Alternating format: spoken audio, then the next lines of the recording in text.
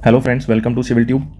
जैसा कि आपको पता है कि सिविल ट्यूब लेके आए मोस्ट इंपॉर्टेंट 500 क्वेश्चंस सभी सब्जेक्ट के। तो जो भी हमारे फ्रेंड्स एई, जेई, एसडीओ एग्ज़ाम्स की तैयारी कर रहे हैं तो उनके लिए क्वेश्चंस बहुत बेनिफिशियल होने वाले हैं।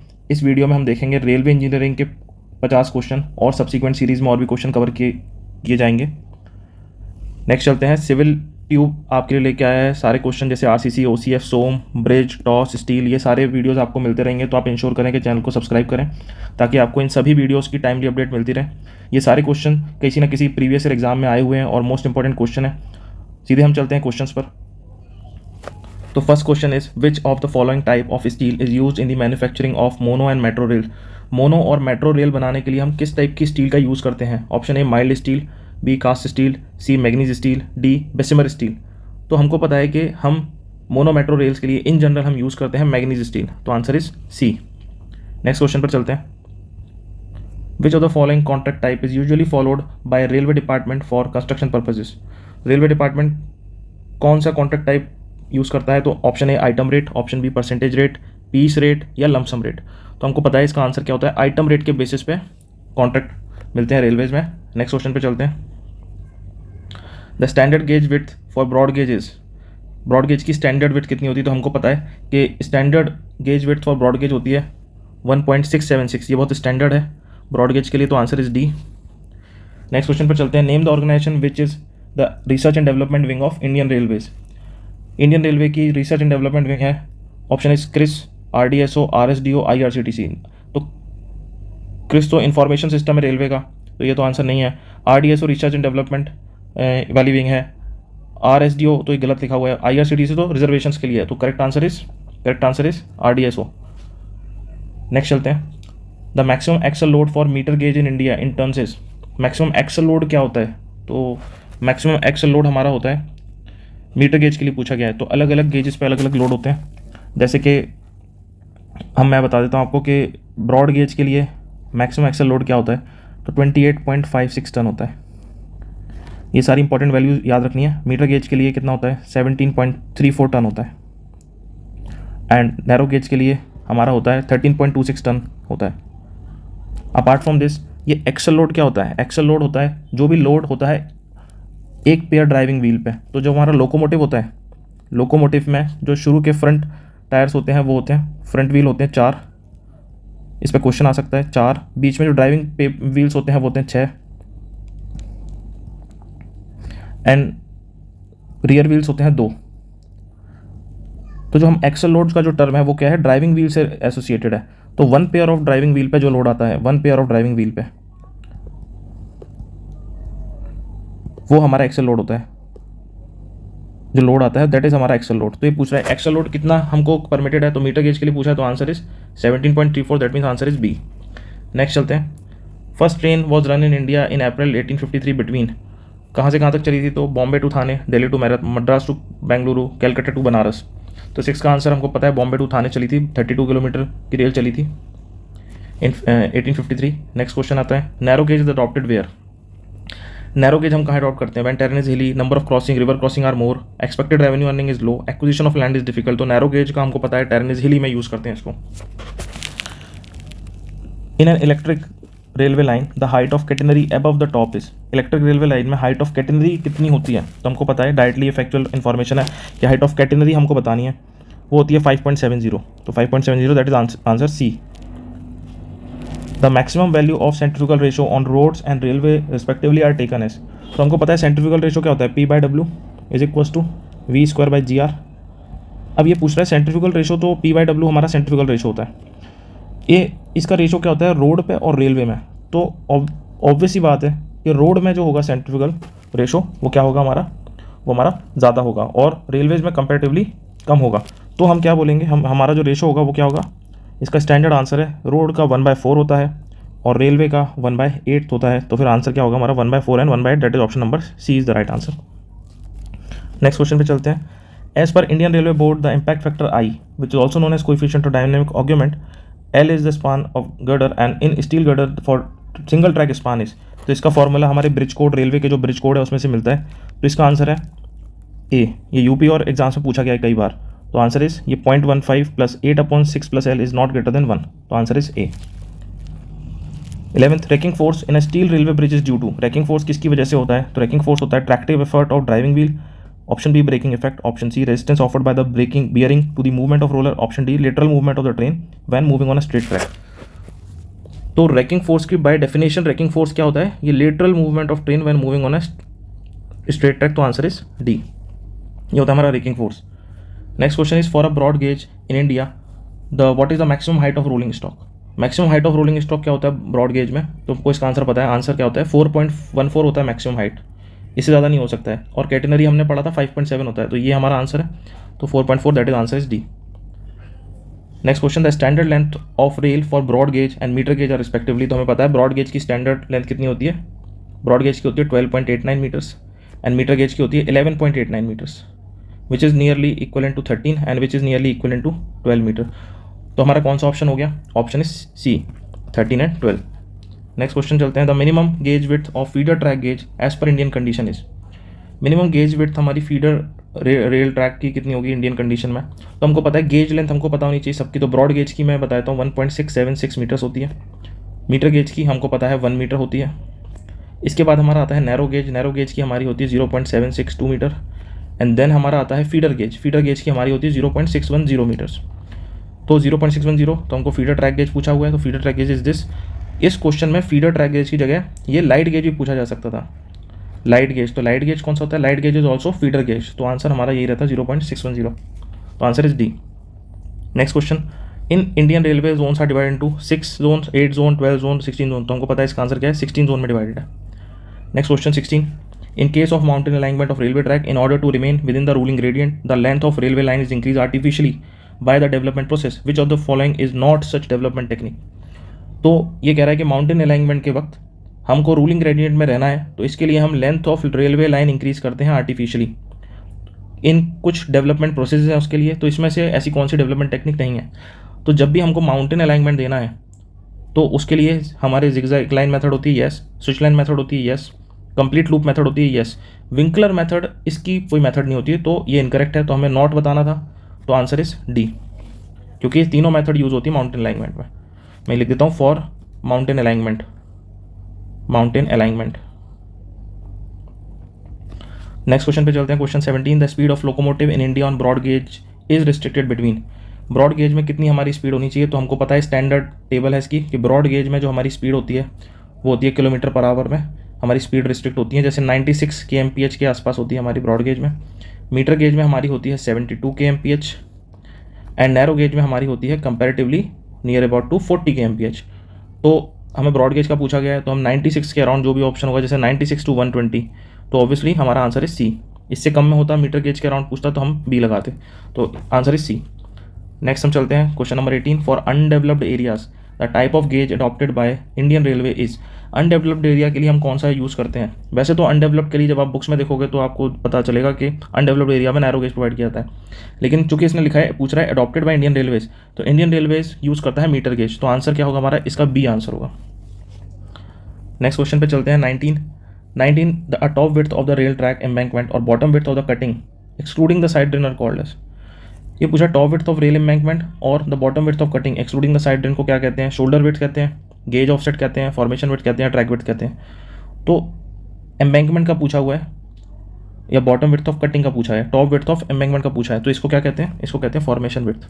तो आंसर हमारा क्या है? सी। जैसे कि जब हम रेल ट्रैक बनाते हैं तो हम सबसे नीचे हम इस टाइप की फॉर्मेशन देते हैं, तो इसमें जो हमारी फॉर्मेशन विड्थ होती है वो होती है हमारी ये फॉर्मेशन विड्थ होती है हमारी ये जो पार्ट है ये हमारा फॉर्मेशन विड्थ है। तो that is called as our formation width. इसके ऊपर हम कहीं ब्लास्ट रखते हैं, ये हमारा इस पर ब्लास्ट आता है, तो बेसिकली हमारी फॉर्मेशन विड्थ ये है। तो आंसर इज हमारा सी आंसर एम्बैंकमेंट के केस में। ठीक है, नेक्स्ट चलते हैं, selection of gauge depends upon. किस पर डिपेंड करता है सिलेक्शन? टाइप ऑफ स्लीपर और ब्लास्ट पे, पॉइंट एंड क्रॉसिंग पे, ट्रैफिक वॉल्यूम स्पीड पे, रेल स्ट्रेंथ एंड रेनफॉल पे। नहीं, इसमें से हम क्या करते हैं, जब हम सर्वे करते हैं तो हम सबसे पहले ट्रैफिक सर्वे करते हैं, तो उसके बाद हम गेज डिसाइड करते हैं। तो आंसर इज ट्रैफिक वॉल्यूम और स्पीड क्या रहेगी उस हिसाब से गेज डिसाइड होता है, फिर स्लीपर ब्लास्ट डिसाइड होता है, ऐसे होता है चीज़ें डिसाइड। तो answer is C. Gauge of permanent ways, permanent way का गेज क्या होता है? Minimum distance between the running faces of the rail, width of formation, distance between centre of rail, distance between outer faces of rail. 21 का हमको पता है कि minimum distance running faces of the rail के बीच में जो होता है, जैसे मैं एक डायग्राम बना देता हूँ, लेट्स से हमारा ये एक रेल बनी हुई है और दूसरी भी ऐसी रेल बनी हुई है हमारी। इसके बीच में जो डिस्टेंस होगा, ये वाला जो डिस्टेंस होगा, ये हमारा इनर फेसेस ऑफ रेल या रनिंग फेसेस के होगा, ये हमारा गेज डिस्टेंस होगा। तो आंसर हमारा क्या हो जाएगा यहाँ से? आंसर हो जाएगा minimum distance between the running faces of rails, A answer. Next हम चलते हैं 22, चॉइस ऑफ गेज डिपेंड किस पे होती है? वॉल्यूम, ट्रैफिक, मैंने बताया था ट्रैफिक स्टडीज हम करते हैं पहले। तो ट्रैफिक स्टडी में हम क्या करते हैं? ट्रैफिक स्टडी में हम करते हैं वॉल्यूम भी स्टडी करते हैं, स्पीड भी स्टडी करते हैं, neither of them, both of them. तो answer is D, both of them. तब जाके हम गेज डिसाइड करते हैं कि हमको ब्रॉड गेज देना है कि नैरो गेज देना है कि मीटर गेज देना है। Next question, coning of wheels is provided. Coning of wheel क्यों प्रोवाइड की जाती है? To check the lateral movement, to avoid the damage to the inner faces of rail, to avoid the discomfort of passenger, या all of this. तो coning of rail क्या होती है? Let's से हमने कोई ये रेल बनाई हुई है, तो हमारा जो व्हील है वो हमारा इस टाइप से व्हील बनता है हमारा। ये जो हम इसको, ये जो कोनिंग हमने दिया ना व्हील को, ये हमारी जो 1/20 में जो कोनिंग दी है हमने, इसको हम कहते हैं कोनिंग ऑफ व्हील। पर कोनिंग ऑफ व्हील प्रोवाइड क्यों की जाती है? ये कोनिंग ऐसी तरीके से इससे दूसरा व्हील जुड़ा हुआ होता है। तो ये कोनिंग ऑफ व्हील हमने क्यों दी है? ताकि जब ये रेल ट्रैक पे रहे, जब ये रेल ट्रैक पे रेस्ट करे, ये जब ऐसे रेल ट्रैक पे रेस्ट करे, तब पैसेंजर्स को ना तो डिस्कम्फर्ट हो, तो लेटरल मूवमेंट चेक हो जाए क्योंकि ये यहाँ पे टच हो रहा होगा। दूसरा, इनर फेसेस ऑफ रेल, ये इसको भी डैमेज नहीं करेगी, इस वाले पार्ट को भी डैमेज नहीं करेगी, मैं कलर से बताता हूँ, ये पार्ट को भी डैमेज नहीं करेगी। और पैसेंजर को डिस्कम्फर्ट नहीं होगा क्योंकि ये भी टच नहीं होगा, इससे फ्लेंज भी टच नहीं होगा, इसके बीच में हमेशा कुछ गैप रहेगा। तो हमारा आंसर क्या हो जाएगा? ये। तो answer is all of this. Next चलते हैं, top of rail of a track are placed at, top of rails of a track are places horizontal and outward slope of 1/30, inward slope of 1/20 and outward slope of this. तो rail को कैसे लगाया जाता है? Rail को हम 1/20 में लगाते हैं, हमको पता है। रेल्स हम जब रखते हैं स्लीपर पे तो हम 1/20 पे रखते हैं। इनवर्ड स्लोप होता है कि आउटवर्ड स्लोप होता है? तो हमारा हमेशा इनवर्ड स्लोप होता है, क्योंकि जब हम स्लीपर पे, हमारी स्लीपर ऐसी होती है तो हम क्या करते हैं, इसको हम ऐसी रखते हैं, थोड़ा सा इनवर्ड स्लोप हम इसको प्रोवाइड करते हैं। और इसके बाद हम इस पर हम रेल हमारी पुट करते हैं। तो हम जो रेल पुट करते हैं वो हम इस पर पुट करते हैं। इस तरीके से हमारी रेल्स पुट की जाती हैं इस पर। तो ये फिर इसके बाद हमारी इस पर व्हील्स वगैरह आते हैं, इस पर हमारे व्हील्स आते हैं ट्रैक के। तो कहने का मेरा मतलब ये है कि जो ये वाला पार्ट है, ये वाला पार्ट पूछ रहा है, ये हम किस पे रखते हैं, ये हम किस पे रखते हैं? तो ये हमारा होता है 1/20। तो इसका आंसर करेक्ट क्या हो जाएगा? At inward slope of 1/20। तो आंसर इज सी। नेक्स्ट हम आते हैं, more gauge width is recommended to attain greater speed to in hilly areas for cheap plate laying या when the traffic flow is highly fluctuating. तो gauge width कब रखी जाती है? तो हमने डायरेक्टली पढ़ा था एक क्वेश्चन में कि गेज के अकॉर्डिंग हमारी स्पीड डिसाइड होती थी, जो पढ़ा था 96 ब्रॉड गेज के लिए, 72 मीटर गेज के लिए और 40 नैरो गेज के लिए। ये हमारी स्पीड की रेंज थी। तो इससे हमें सीधे समझ में आता है कि स्पीड हमारी डिसाइड होती है। तो answer is to attain greater speed हम गेज विड्थ ज़्यादा रिकमेंड करते हैं। Next question, most common rail section in India क्या होती है? Double headed, bull headed, flat footed, all of the above. Most common हमारी होती है फ्लैट फुटेड रेल। तो आंसर इज सी। इसका डायग्राम मैं आपको बना के दिखाता हूँ, एक टेंटेटिव डायग्राम बना देता हूँ मैं। ये होती है हमारी मोस्ट कॉमन रेल। तो ये हमारी मोस्ट कॉमन रेल होती है। तो ये फुट इसका जो होता है फ्लैट होता है, इसलिए इसको फ्लैट फुटेड बोला जाता है। तो answer is C. 27, on Indian railway the standard length of rail for metre gauge track is. Indian railways में standard length of rail for metre gauge track के लिए स्टैंडर्ड लेंथ कितनी होती है? मीटर गेज पूछा हुआ है, तो हमारा आंसर क्या हो जाएगा? मैंने बताया था 11.89 होती है, जिसको हम 12 भी कह सकते हैं। तो answer is 11.89, that is C option. Next question, in India sleeper density of sleeper per rail. Sleeper density क्या होती है? स्लीपर पर रेल में हम बताते हैं कितनी स्लीपर। तो हमको पता है कि हमारी इंडिया में M+32 लेके M+7 तक की sleeper density Indian railway allow करता है। अगर हमको एक एवरेज लेना है इनका, तो हम इनका एवरेज ले सकते हैं M+5। और हमको पता है कि इंडिया में ब्रॉड गेज नेटवर्क यूज़ होता है, दैट मीन्स 13 मीटर की एक रेल होती है। तो हम अगर देखें कि लेंथ ऑफ रेल +5 मतलब कि 13 + 5, तो हमारा आंसर क्या हो जाएगा? 18। तो करेक्ट आंसर इज 18। तो इंडिया में क्या बोलेंगे? जनरली 18 होती है स्लीपर डेंसिटी। तो answer is B. Next question, as per Indian railway the width of broad gauge is. हमको पता है विड्थ कितनी होती है ब्रॉड गेज की? 1.676 मीटर। तो इसको हम mm में कन्वर्ट कर देंगे तो मल्टीप्लाइड बाय 10⁻3। तो answer is A. Next question हम चलते हैं, which of the following statement is wrong. इसमें से कौन सा स्टेटमेंट गलत है? Coning of wheel is necessary to prevent the rubbing of flange of wheel with rails. Coning of wheel ज़रूरी है, हाँ, हमने पिछली पिछले एक्सप्लेनेशन में देखा था कि हमने व्हील को कोनिंग किया था तो फ्लेंज व्हील से नहीं टकरा रहा था, तो this statement is right. Coning is provided in 1/20 slope, this statement is right. In coning wheels are required an outward slope, हाँ हमने देखा था कि रेल हमारी इन्वर्ट थी, रेल हमारी इन्वर्ट स्लोप थी और हमारा व्हील जो था वो हमारा आउटवर्ड स्लोप था, तो व्हील हमारा आउटवर्ड स्लोप था। तो in coning wheels are required at given an outward slope, wheels को हम आउटवर्ड देते हैं, ठीक है, और रेल्स को हम इन्वर्ट देते हैं, तो हमको ये भी स्टेटमेंट चाहिए। Coning of wheel required only in curve नहीं, है गलत है, तो आंसर इज डी, क्योंकि D statement is wrong. Next question पे आते हैं। The gauge width in metre for broad standard narrow, अब ये पूछा हुआ है gauge width for broad gauge का पूछा हुआ है, स्टैंडर्ड गेज का पूछा है, नैरो गेज का पूछा हुआ है। ब्रॉड गेज का कितना होता है 1.676, स्टैंडर्ड गेज का कितना होता है हमारा 1.435 मीटर होता है, एंड नैरो गेज का हमारा कितना होता है, नैरो गेज हमारा होता है 0.762 मीटर। तो ऑप्शन कौन सा है इसमें 0.762, 1.435 एंड 1.6, तो answer is C, 31 answer is C. Next आते हैं the method use for plate laying in India. Plate laying का मतलब होता है जब हम ट्रैक बिछा रहे हैं, तो कौन सा मेथड यूज़ करते हैं इंडिया में, तो साइड मेथड, हाँ ये प्लेट लेइंग का मेथड है, टेलीस्कोपिक मेथड भी प्लेट लेइंग का मेथड है, अमेरिकन मेथड भी प्लेट लेइंग का मेथड है।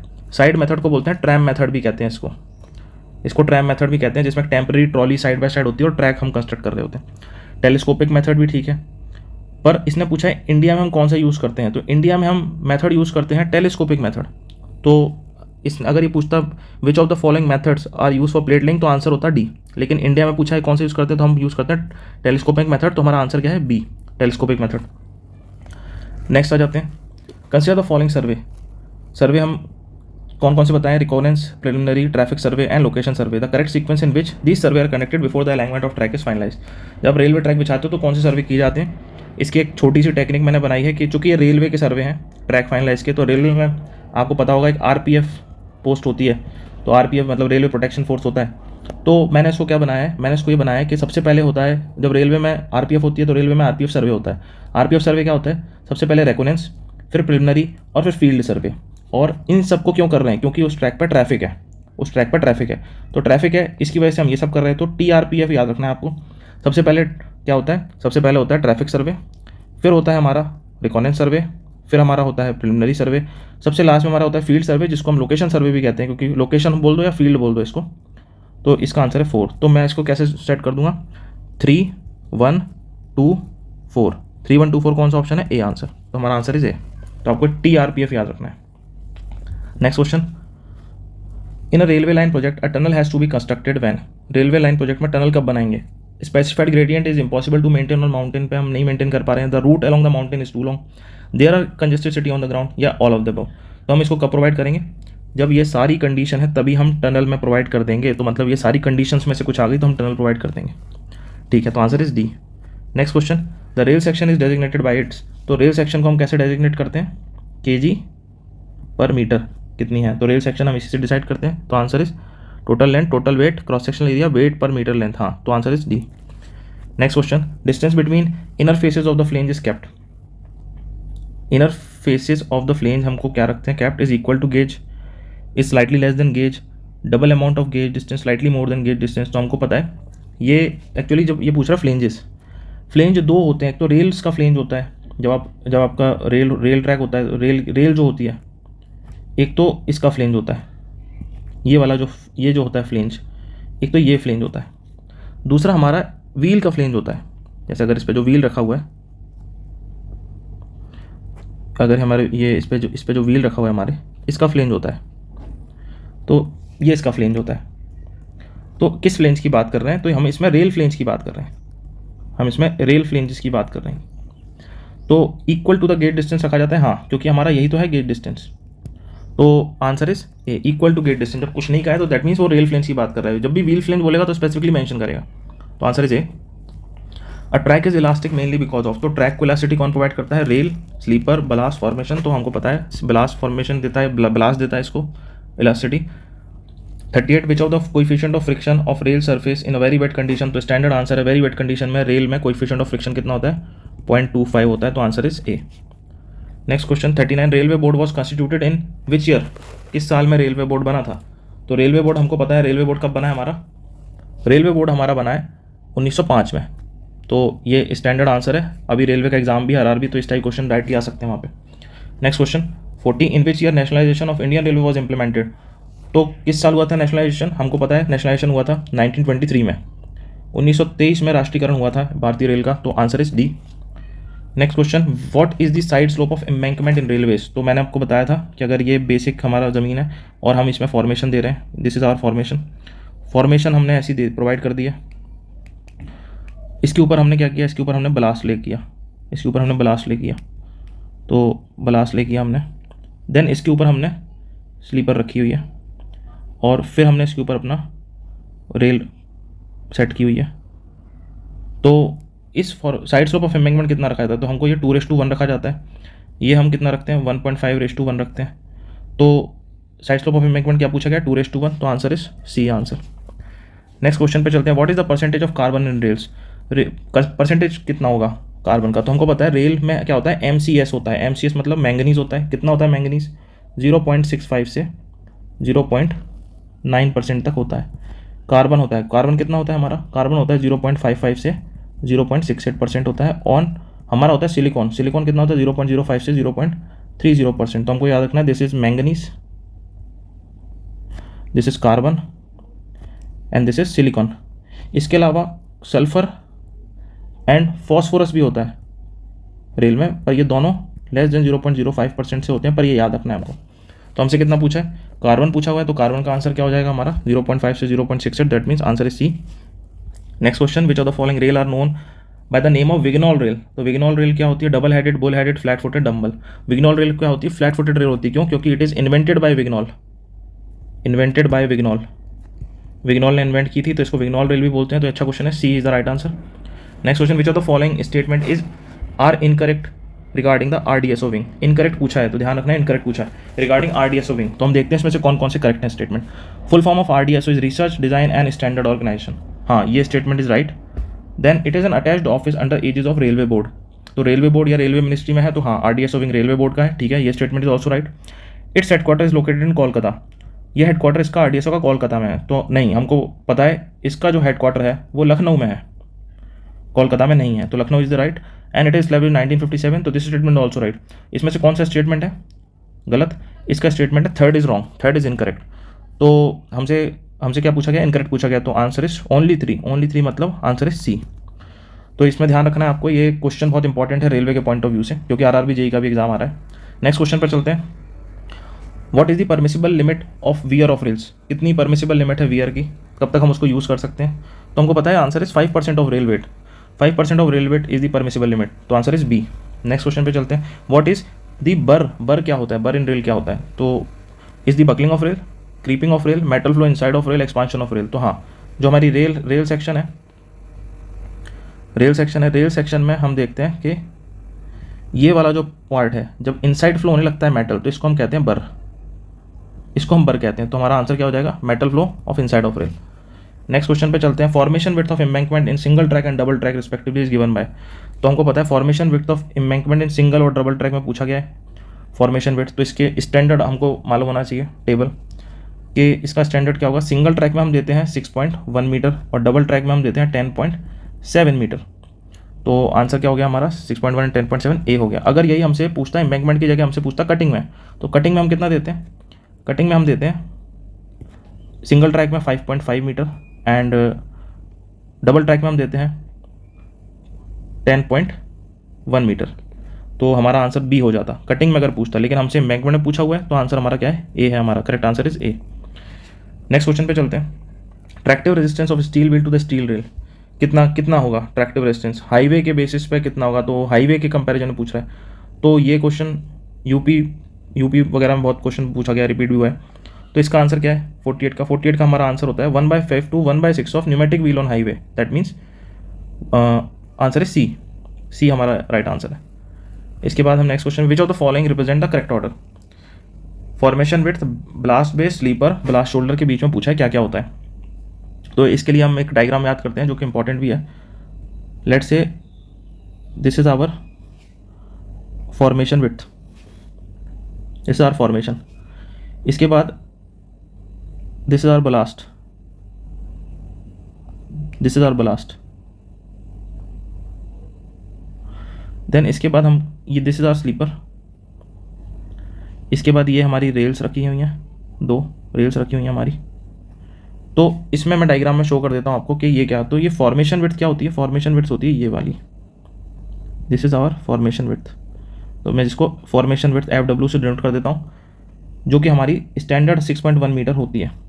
इसके बाद हम पढ़ते हैं ब्लास्ट बेस। ब्लास्ट बेस क्या होता है, this base is our ballast base.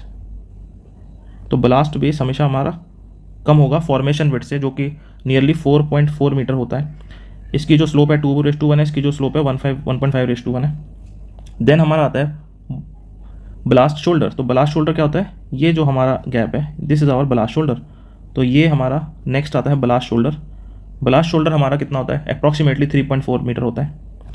उसके बाद हमारा आते हैं स्लीपर्स। तो स्लीपर हमारी कितनी, ये जो रेल लेंथ है दैट इज कॉल्ड है स्लीपर। तो स्लीपर हमारी कितनी होती है, मैं यहाँ लिख देता हूँ, स्लीपर इक्वल्स टू हमारी होती है 2.7 मीटर।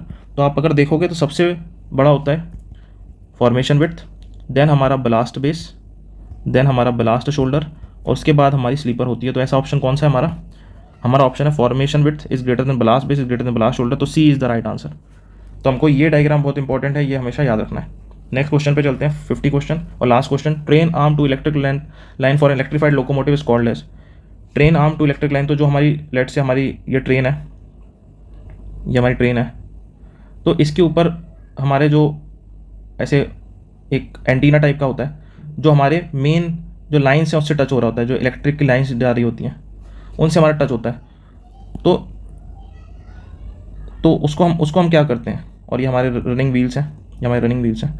तो ये जो हमारा है इसको हम क्या करते हैं, ये हमारा ये वाली चीज़ हमारी क्या कहलाती है, ये वाली हमारी चीज़ कहलाती है पैंटोग्राफ। तो इसका आंसर क्या हो जाएगा, जो ट्रेन आर्म है इलेक्ट्रिक लाइन के लिए वो है आंसर है सी। तो हमारा आंसर ये पैंटोग्राफ होता है, तो सी। इसके बाद इसी के साथ ये वीडियो खत्म होती है। नेक्स्ट पार्ट में हम और भी बाकी के सब्सिक्वेंट चैप्टर्स के क्वेश्चन देखेंगे। तो अगर आपको क्वेश्चन की क्वालिटी पसंद आई हो तो प्लीज़ चैनल को सब्सक्राइब करें, शेयर करें, और इन सभी की डिटेल के लिए आप प्लीज़ चैनल को सब्सक्राइब करें। Okay, thank you for watching. और हाँ, इसकी जो PDF अगर आपको चाहिए तो आप इस टेलीग्राम चैनल पर जुड़ सकते हैं। So thank you for watching, thank you very much.